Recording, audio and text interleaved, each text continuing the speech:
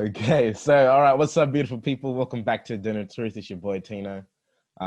This is the first of our video podcasting sort of series, conference call, however you want to put it. Reason for this is I really wanted to make sure that we were touching people from all over Australia, not just Sydney, and then eventually start, doing podcasts with people overseas. Because realistically, none of us are going anywhere anytime soon. So we've got to make the best of our situations. All right. So today on the podcast, we have Andrew. So Andrew, how are you? I'm good, man. Yeah, all things considered, I'm doing very well. Yeah, it's an interesting time. It's a crazy time, just like what we were talking about. How's it over in Melbourne? How's your energy? What's happening right now in Melbourne? It's mixed. Like, obviously, there are people that have been significantly impacted that have been unable to work or who've lost their jobs or businesses and things like that, and they're really feeling the pressure. And thankfully, I'm not one of those people. But we're trying to pay close attention to our team and make sure that they're keeping their spirits up and that kind of thing, because not being able to socialize at all really outside of your immediate family is takes its toll.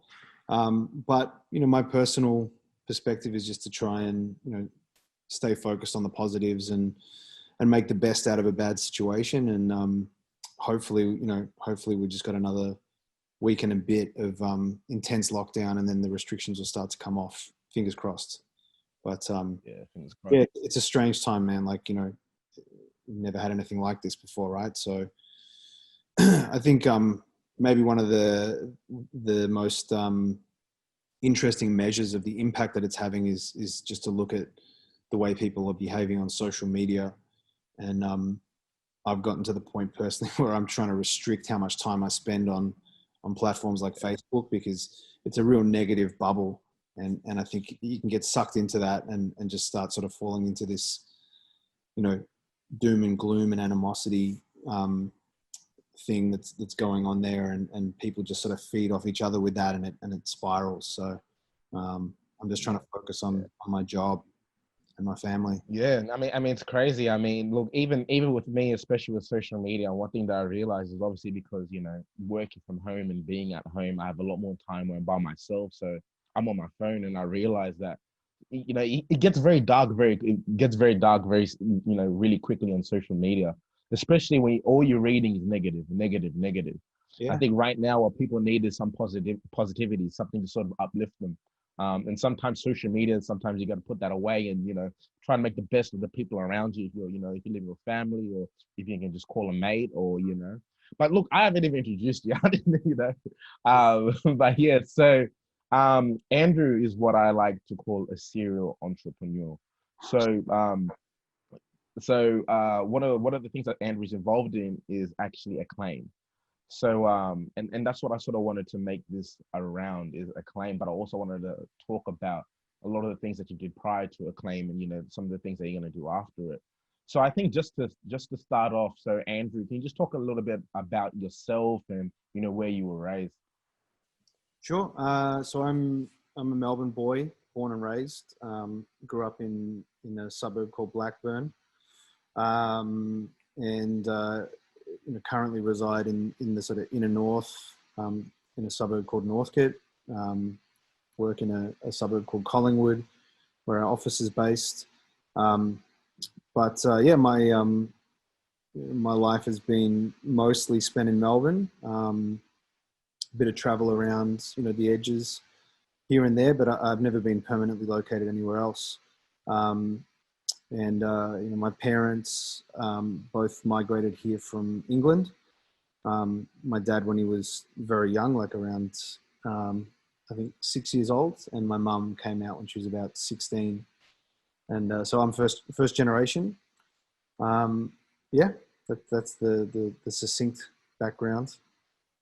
Yeah. And I guess more specifically, obviously reading Acclaim and, seeing what you guys have done over the last couple of years. One of the things I wanted to ask you is, where did you get some of your early influences? because you see a range of things. You know, I'm a basketball fan, so I'm more. I draw towards a lot of the basketball content which you guys create, but also you have content for music. You have, you know, I was watching one of the interviews I was watching was the interview you guys did with Fat Joe. Oh You yeah. know, and yeah, and you know, I was watching. I was like, you know, not too many people have actually in Australia gone out and got an international accent, done a little interview about it. So where did your early influences come from? Um, my early influences came from the Source magazine, which was a print publication, you know, when I was younger, that was sort of the gospel magazine for hip hop music and culture. You know, I used to subscribe to that. This is going back to, like, you know, my late teenage years when I was really passionate about hip hop and started, you know, interacting with other people that were also into the music. And at that time, it was, you know, very, very different landscape to today, because it was a very underground genre here. It wasn't mainstream popular on any level, and it was very difficult to kind of find hip hop content and music and things like that. And so it was a very different sort of mentality. It was a much more of a sort of collector mentality and a hunter's mentality, where you really had to sort of track down, you know, publications and music and videos and things connected to it. And so for me, the Source was the first sort of consistent channel of information from the US that I could get regularly. So that was probably my first inspiration in terms of getting into this media and publishing world. And then when I was in my first year of university, I went and I was able to get on a working student visa through my university, and I went and lived in the States for 3.5 months. And I think the kind of the moment or the spark for me that really ignited my my quest to go out and set something up for myself came off the back of that trip, because I met so many, you know, interesting people in New York that were self-made and were just sort of hustling. And especially at that time, it really felt like a place where anything was possible. And that definitely inspired me. Like, for a moment in time, I was going to try and move back there permanently, but ended up staying to finish my studies. And so sort of shortly after returning from that trip is when I made the decision to launch my first venture, which was Out for Fame, which in its very early inception was a photocopied zine that me and a buddy put together. And then that's kind of what led to everything else, really. And then I guess, like, around that as well, locally, there were some people doing cool stuff that I took inspiration from. There was a really cool graffiti magazine out of Brisbane called Hype, which, you know, for early hip hop heads was sort of a great example of what was going on locally, you know, specifically in the graffiti scene. And there was a lot of, you know, there's a really strong relationship between hip hop and graffiti at that time. And so from there, I think I sort of, you know, if you knew which shops to go to find something like Hype Magazine, that's where you'd find a lot of other information and access to what else was going on locally in hip hop at the time as well. Yeah, that sounds interesting. But I want to get back to Out for Fame. So can you just sort of break down, you know, what Out for Fame was, and, you know, how did that sort of go about? Yeah, sure. So the intention of Out for Fame was just to create a resource for promoting what was going on in hip hop locally, because there really wasn't anything like that at the time. There's another magazine out of Sydney that launched as a newsstand title around the same time that we launched Out for Fame, called Stealth. But we sort of thought that doing a free magazine that we could, you know, try and distribute as widely as possible was a really important step to helping the scene to grow by exposing it to people, you know, outside of its core existing audience. And so, yeah, like I said, we started just as a photocopied zine, folded, you know, on my living room table, and you know, a couple of staples in the middle when we added a second page. And then we eventually got to the point after, I think we did 2 photocopies, and then we went to a black and white printed zine. And then we, like, added a staple to the middle and some more pages. And then we added a color page, and we just kept building it until it was a full color free press magazine that we put out every 2 months. I lose track of these things now. But we circulated it originally just through record stores and skate stores in Melbourne, and then we managed to get it national through relevant outlets, and then into New Zealand ultimately as well. And we ran that through until I think our last edition of Out for Fame dropped at the end of 2005, if my memory serves me correctly.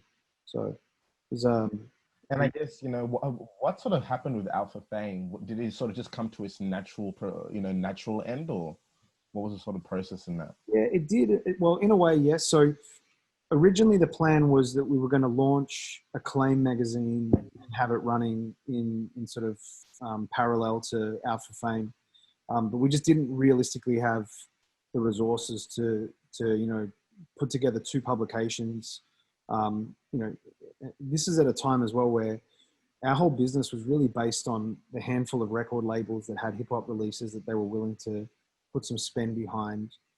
So it was a very difficult business to sustain. As a free publication, you're 100% reliant on advertising revenue, and we just couldn't convince apparel brands or soft drinks or anyone else that this was a viable genre to attach themselves to. So it was just like if Sony had a Beatnuts record coming out and they were willing to put $1,000 against it, then that would be some of their advertising revenue kind of thing. So it wasn't really something we could sustain, and we started making the decision that a newsstand title maybe made more sense for us. So ultimately we came to the decision that we would close down Out for Fame and launch Acclaim.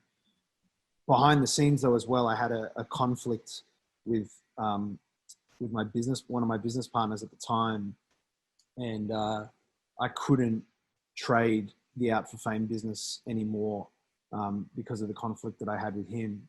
And so ultimately I elected to just leave that business, shut it down, and set up a new business in order to start publishing Acclaim. Yeah, I think some of the points that you touched upon are very interesting. Like, I know on a personal level, and just on the level in general, there's a lot of other smaller magazines right now that are starting to open up, or even even just smaller publications that are starting to open up. And one of the things that people are really trying to get their heads over is the whole monetization aspect of it. So when it comes to advertising, because I know you're really sort of into the game of advertisement, how did you sort of make that transition from just putting out a publication, which is sort of just like a passion project, to actually being able to pitch Acclaim and pitch the content and pitch the value? I mean, I just learned it along the way. I didn't have any training or anything like that. So we just kind of winged it and figured it out through trial and error. So the print era was very different to the era that we're in now, because I guess it was a pretty straightforward proposition. You're selling page space in a magazine, and so at that time it was like you want to try and sell your back cover, which is the most valuable position on a magazine, and then you've got your inside covers, and then you got up the sort of first half of the magazine. Like the pricing tier is all based on whereabouts that ad will sit and how much reach you can propose from the publication itself. So there's a whole bunch of stuff that goes along with that. Like, bigger publications usually are audited to prove their distribution. And then they can kind of set an advertising value based on that. We did the audit thing for a while, but mostly it was really just trying to prove the value that we had based on the audience that we were tapping into. So it was pretty simple though, because you really, other than some sort of early versions of branded content in terms of paid editorial kind of stuff, or a brand presenting a particular section in the magazine, there weren't really a lot of options that you could propose other than page space, buy an ad for this much money. And so it was just a hustle, it was just a grind, just chasing down every potential advertiser and trying to like annoy them into buying magazine advertising. Yeah.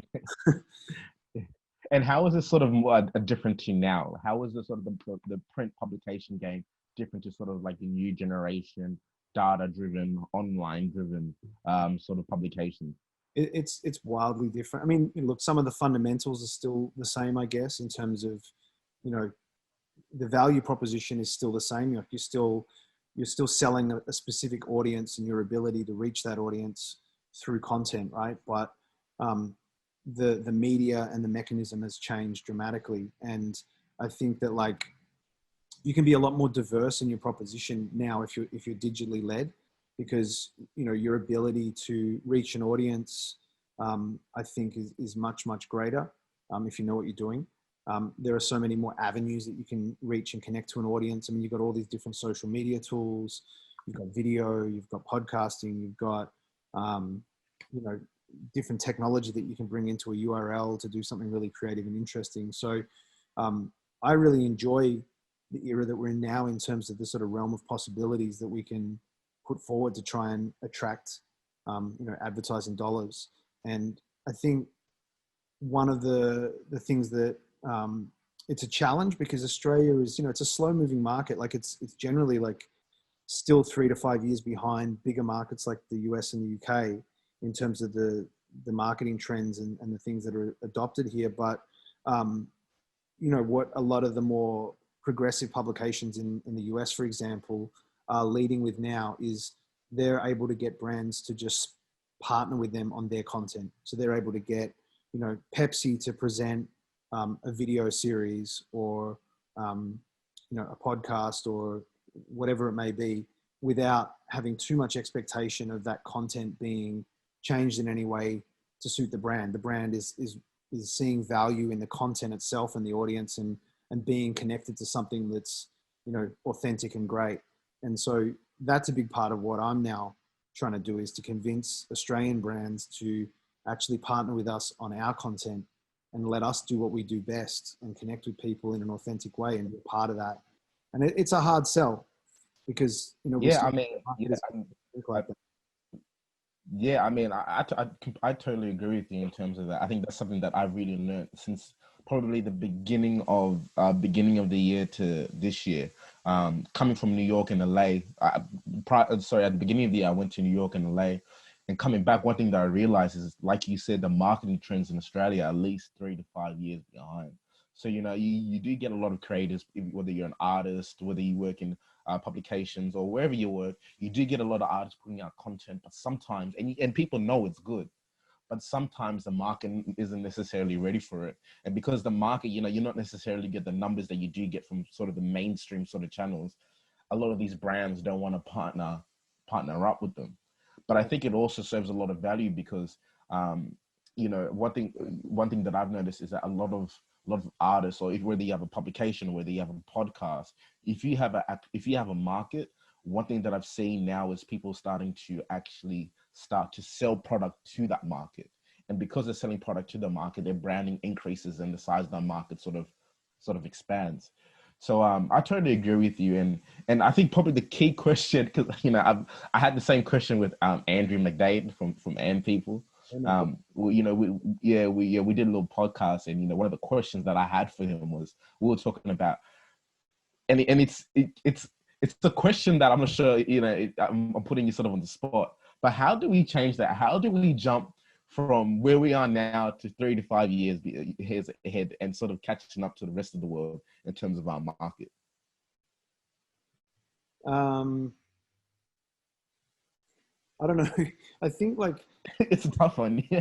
One of the biggest challenges that's always been there, and it is improving, I think, is that it's also a matter of culture, right? Like,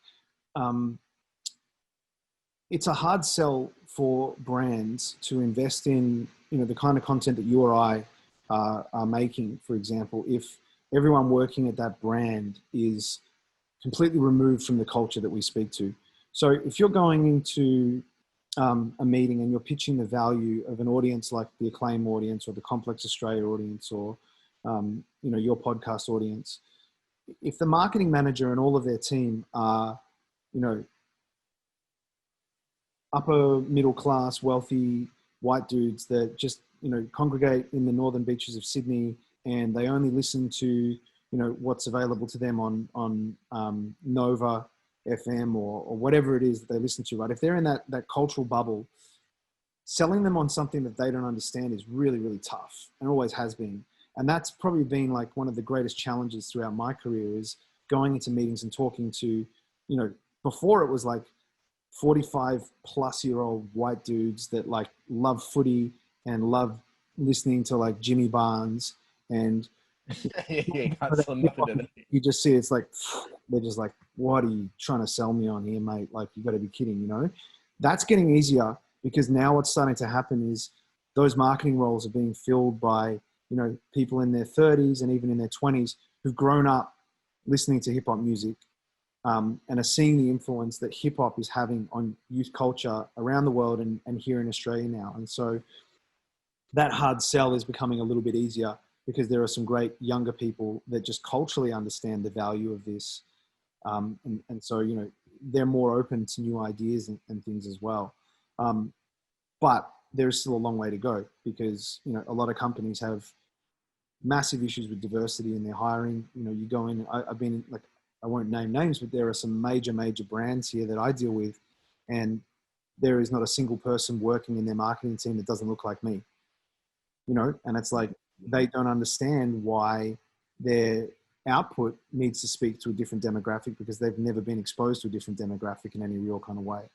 So I think that's probably one of the biggest challenges. And the more that starts to change, I really believe in diversity in workforces. I think that, like, it's hugely important. And I think brands that are smart or that have great leaders will understand that if they want to be competitive and they want to be talking to a new generation customer that is, you know, very, very different psychologically to the previous generations, they need to have a workforce that is reflective of that customer. They need to have people working for them that understand how someone in their 20s thinks. And, you know, and considerations like being, you know, seen to be progressive in terms of the brand's values, and doing more than just trying to sell product, actually standing for something. Like, these are things that really weren't a concern for marketing teams, you know, 10 years ago.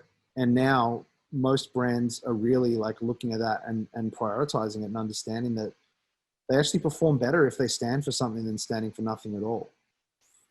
Yeah. I probably taken this up into a little bit of a tangent. Sorry, I don't know if I answered the question. Yeah, we're podcasting. That's what we do here. We always get to this point.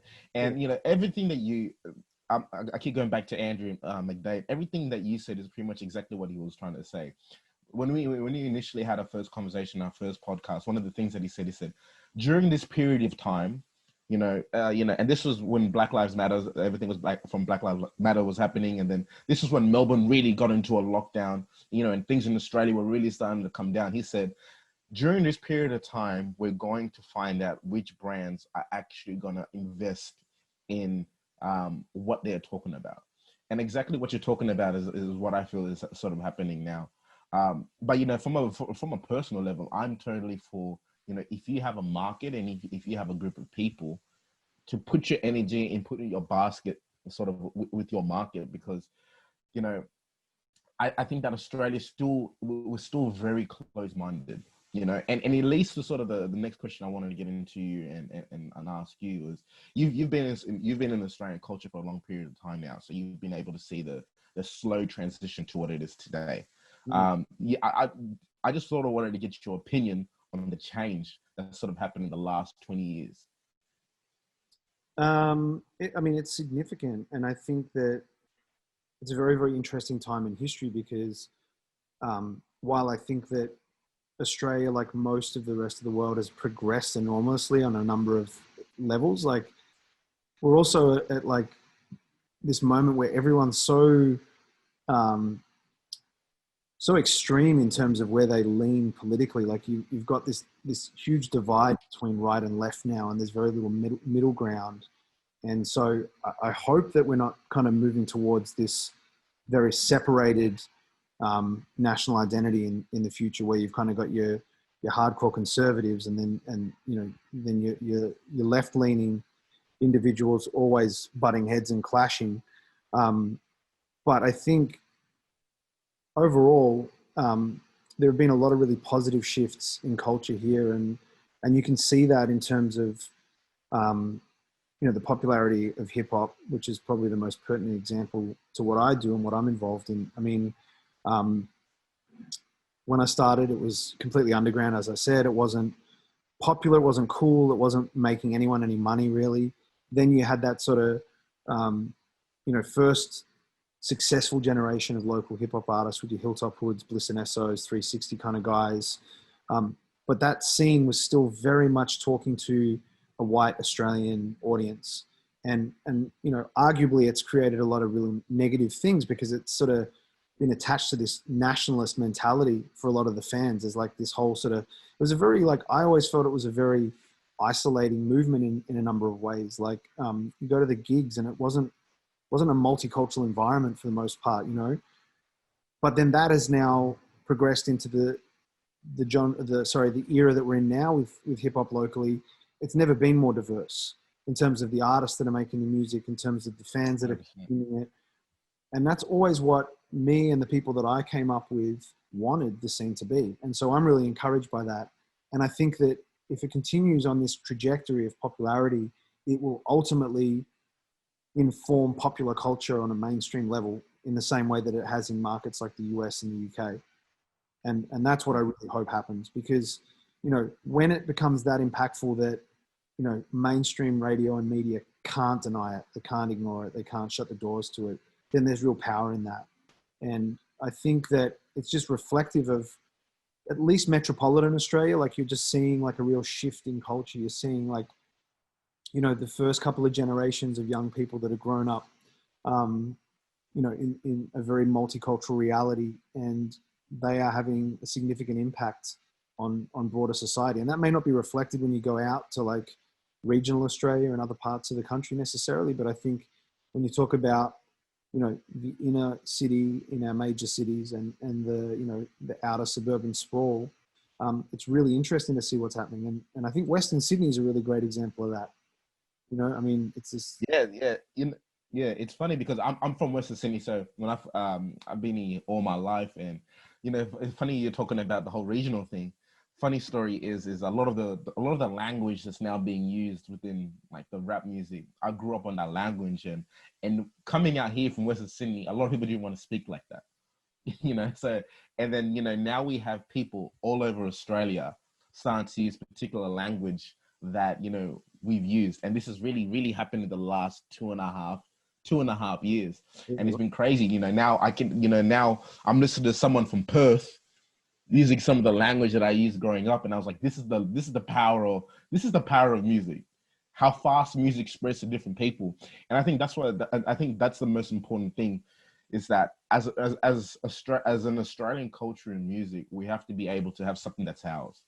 I think it's great. I think it's great to take influence from different countries. That's what music is about either way.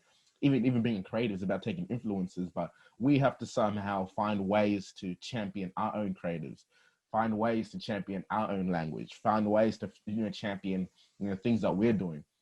And that sort of leads to the next question. Acclaim the All Stars event. So I want you to explain it a little bit, because what I liked about it, and when you were talking to me about the concept, is that, like we said, now we have a lot of Australian artists that are, starting to get into the international market and starting to get into mainstream media, and a lot of artists are starting to make noise. And I think one thing that's really important is that we need to have Australian publications and Australian companies championing those creatives, championing those artists, championing them, so they don't need to go to an international market and get rewards there and get validity there and get their roses from everywhere besides Australia. But now they can actually get some recognition from inside Australia and really encourage them to keep going. So that's what I really liked about it. And, that's especially when you were talking to me about it. But yeah, could you just sort of explain what it is and, what you're looking to do with it? Yeah, sure. So I think, just again, like looking at the momentum that's happened in, the last few years locally with this new generation hip hop scene, and how much success is being achieved by the artists themselves, with minimal sort of assistance from, any sort of external forces, really.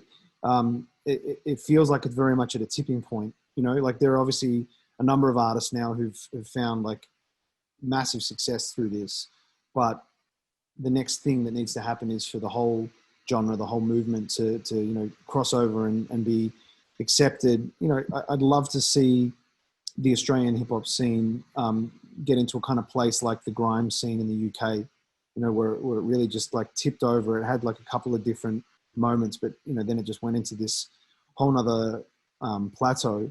And so our role as a media title that's been, you know, invested in this genre for a long time now, I think is to play a role in propelling and trying to take these artists to a wider point of recognition. And so the All Stars concept is to host an awards annually that celebrates successes of you know, hip hop music in Australia.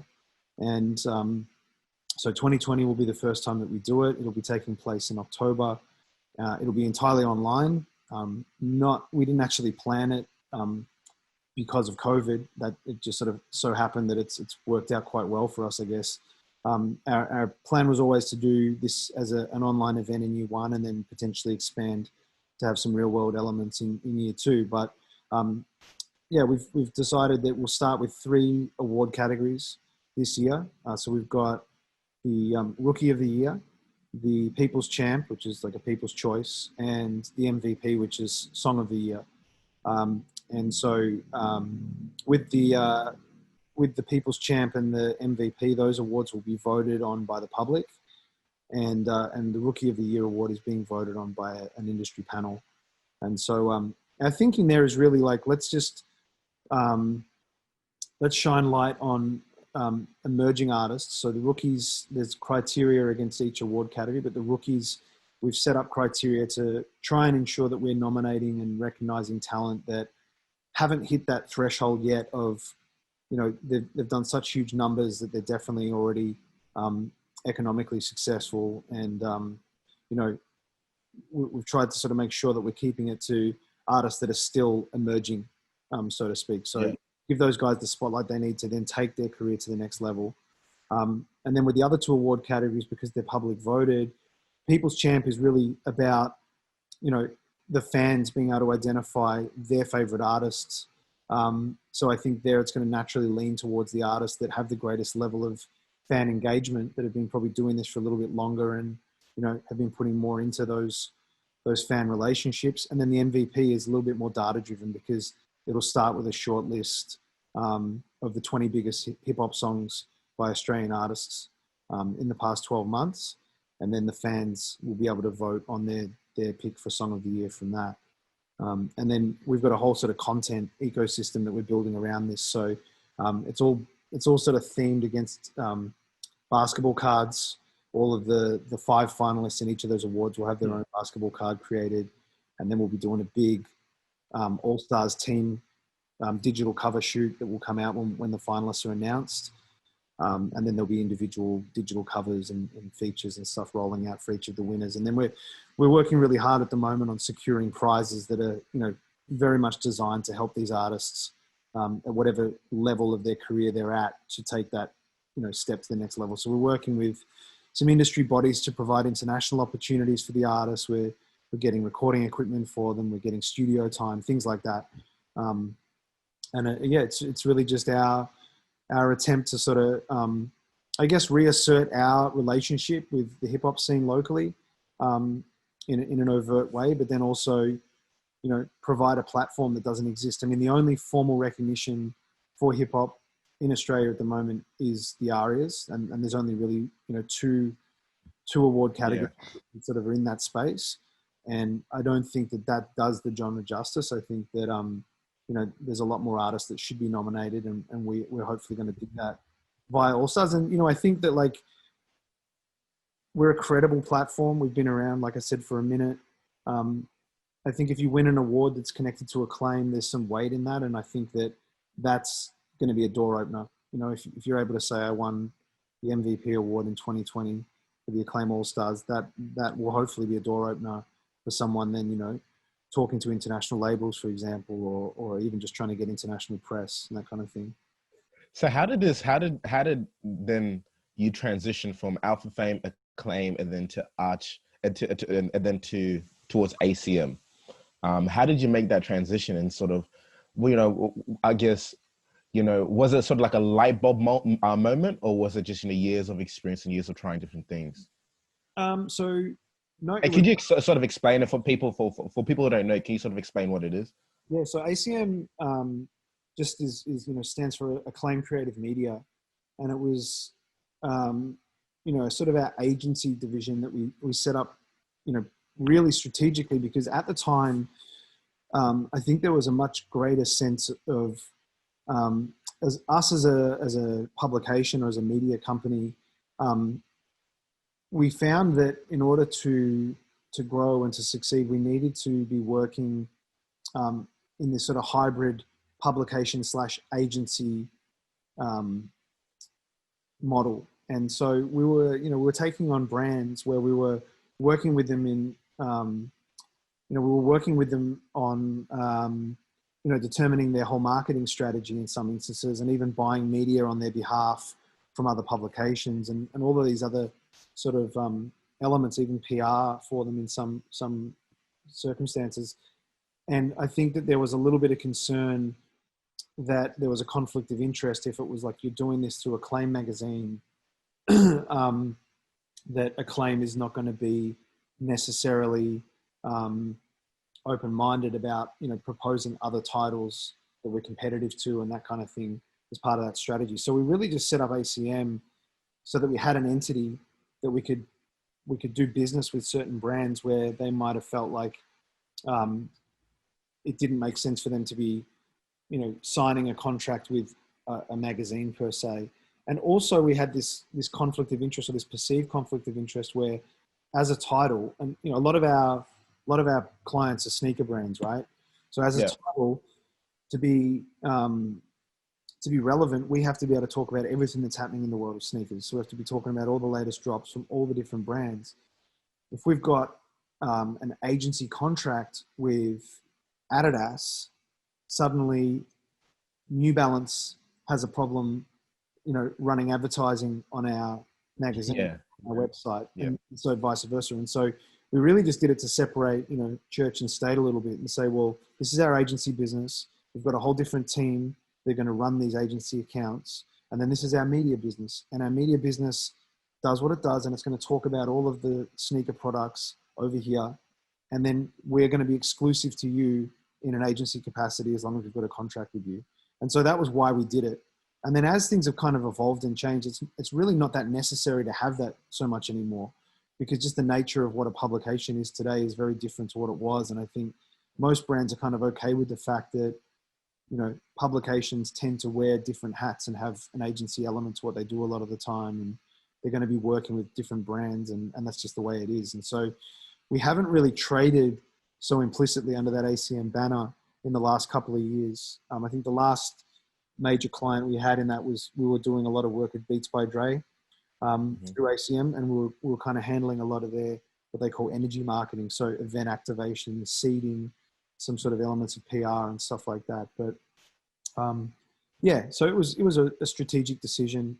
And there was a lot of crossover between what we did with that and what we did with our publishing business, but it was a a completely separate company. And I guess from a business perspective, when do you know to diversify your business? It's a great question. I think, well, there's I call it the entrepreneur's curse, right? Like, entrepreneurs tend to have this mechanism psychologically where when we see an opportunity, we just want to run at it. And and that can be a great thing, but it can also be a curse, because, you know, as I've learned, like, you take on way more than you can handle doing that a lot of the time. And you know, suddenly you're doing everything poorly instead of, you know, doing all of these different things well. Like, I think the short answer is, when you have the financial capacity to diversify is the right time to do it. So you've got to be able to resource whatever diversification initiatives you have. If you're trying to diversify with a team of 5 people, but that new thing that you want to move into requires its whole other team of 5 people, then, you know, both things are going to suffer. So I think it's kind of getting to the point of like, okay, this thing's stable, this thing's doing well. we've got confidence in it financially. And so now we're going to take some of the money we've made over here and put it into this new thing over here. Or we're going to go and seek investment in order to do this thing because it's a great idea. And, you know, I think it's just understanding that you have to have the ability to adequately resource any new thing that you want to diversify into. And from my personal experience, the best diversification opportunities are the ones where there's a synergy with what you're already doing. If you're going into like all these completely, unrelated things, often that makes it very hard for you at the core of it because you're trying to spread yourself into these unrelated areas, and you've kind of got to switch off from, you know, the mindset required for operation A to go into operation C. I think if those things have got some kind of relationship to each other, then it's a lot easier to manage because you can share resources between the different elements of what you're doing. You know, you can skill share and things like that. But it's probably very different in other kinds of businesses as well. And you know, I've made mistakes with diversifying at the wrong time, definitely. Yeah. And you know, I'm still trying to figure out the magic formula for it, to be honest. Yeah. Sorry, man. I mean, I've just got to plug my yeah, laptop because I'm on the red bar. yeah, no worries, no worries. We can cut this part out. Yeah, we're good.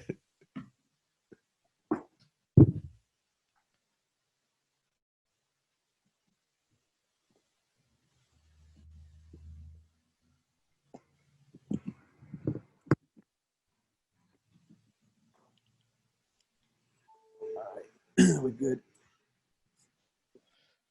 All right, cool. We're good. Yeah.